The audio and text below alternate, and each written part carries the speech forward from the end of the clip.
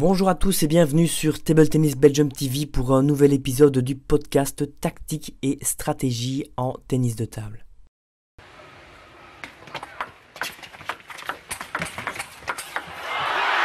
Épisode 30, le guide pour enfin jouer en double intelligemment.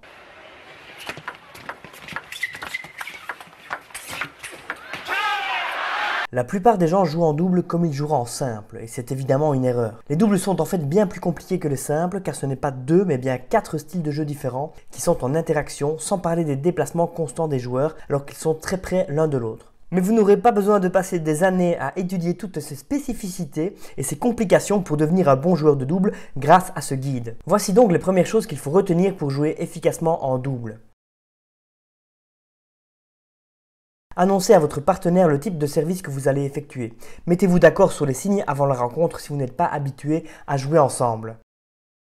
Numéro 2, servez pour votre partenaire. Si vous savez qu'il n'apprécie pas les démarrages sur des balles très coupées, évitez de servir avec ce genre de rotation car il aura du mal sur la troisième balle. Préférez un service court latéral ou lifté afin que l'échange parte directement en flip ou bien un service déposé sans effet pour que votre partenaire puisse enchaîner facilement juste derrière.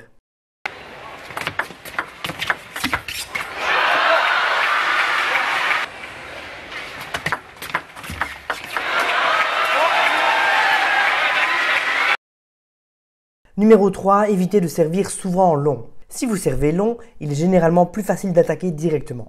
À un niveau plus élevé, très peu de joueurs servent long en double.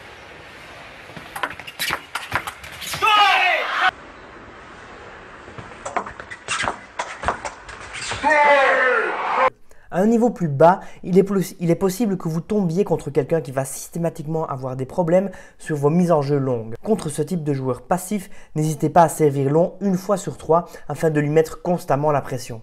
Numéro 4, évitez de servir souvent sortant. Cela va donner au receveur un bel angle sur votre plein coup droit et engendrer un problème multiple. Votre partenaire va devoir couvrir le plein coup droit alors que vous êtes dans son chemin et il sera sûrement hors position ou en déséquilibre pour son prochain coup.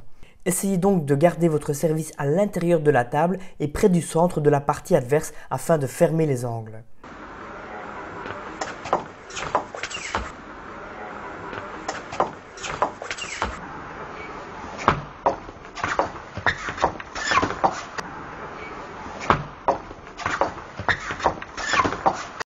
Numéro 5, servez très bas. Il est amusant de constater combien de joueurs pensent qu'ils parviennent à servir très bas jusqu'à ce qu'ils se retrouvent face à des gens qui savent très bien sur quelle partie de la table ils vont servir.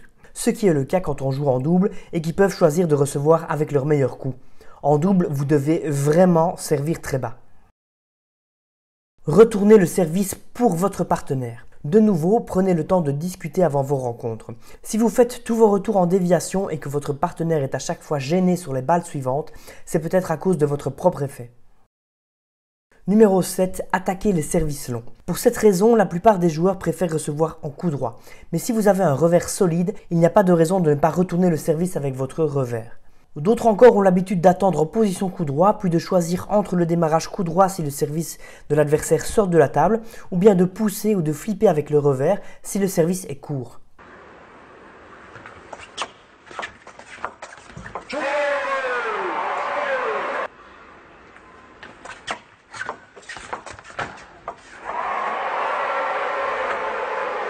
Si vous vous demandez pourquoi il est impératif d'attaquer les services longs, je vous renvoie vers l'épisode 7 de la série. Et si vous vous demandez pourquoi il est plus facile de retourner les services courts avec le revers, je vous envoie vers l'épisode 8 de la série. Ne vous écartez pas trop. C'est une réaction naturelle chez beaucoup de joueurs afin de laisser de la place à leur partenaire, mais souvent, cela vous mettra hors position pour la suite du point.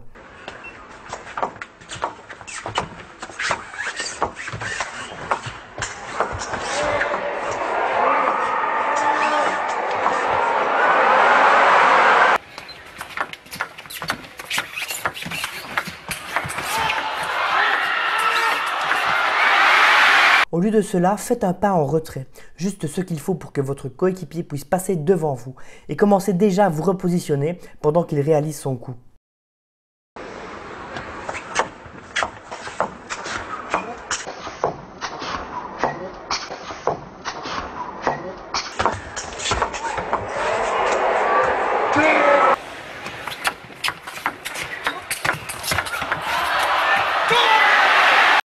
Numéro 9. Placez correctement la balle. La plupart du temps, essayez de placer la balle en plein sur le joueur qui vient de jouer sur vous afin de gêner son partenaire.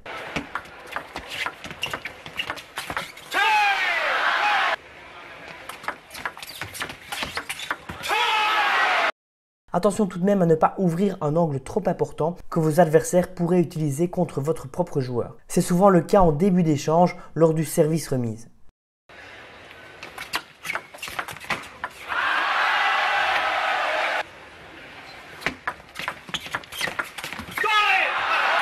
Numéro 10. Soignez votre langage corporel. Si vous soufflez dès que votre coéquipier rate une balle, il y a peu de chances qu'il soit motivé pour le reste de la rencontre et il est peu probable qu'il veuille rejouer avec vous dans le futur. Au contraire, essayez de le booster et de l'encourager avec des paroles et une attitude positive. Certains joueurs ont besoin d'énormément d'encouragement pour se dépasser quand d'autres seront plus calmes et posés. C'est à vous de connaître votre partenaire afin de trouver les mots justes.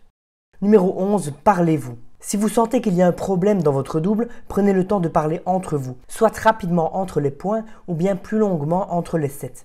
En effet, si vous n'êtes plus sur la même longueur d'onde, les points vont rapidement défiler en votre défaveur. Si vous aimez, n'hésitez pas à vous abonner, il devrait y avoir un bouton pour s'abonner quelque part juste ici.